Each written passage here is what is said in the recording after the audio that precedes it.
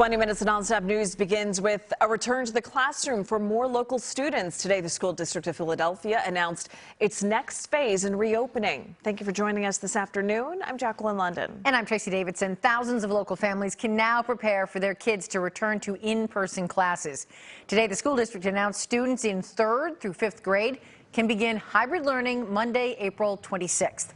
NBC10's Stephania Jimenez is live outside Thomas Mifflin School in East Falls with more on this next step for students and staff. Stephania?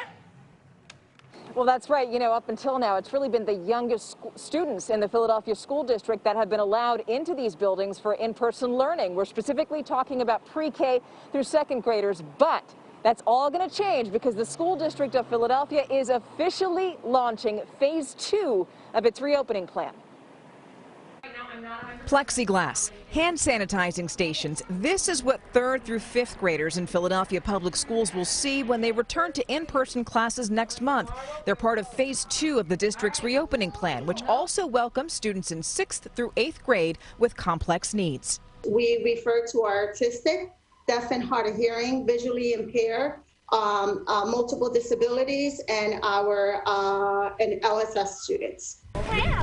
Altogether, 29,000 students have the option to return to in-person classes for phase 2. It's unclear how many families will do that. The district says that families can start registering on April 6th. Their kids would return to in-person classes on April 26th.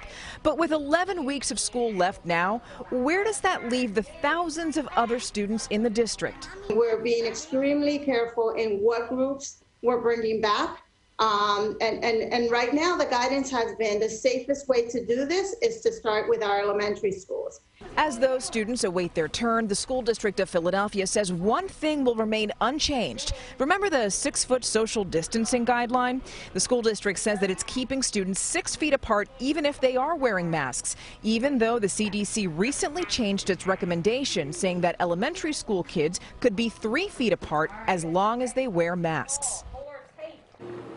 And these flashing lights will have more significant meaning come April 5th because that is when the district is allowing 22 schools in the district to reopen for in-person learning. Specifically, we're talking about pre-K through 2nd grade. Thomas Mifflin, which is directly behind me, is one of those schools, and the school district says that altogether 2,000 students will be able to come back on April 5th. We're live in East Falls. Stephania Jimenez, NBC10 News.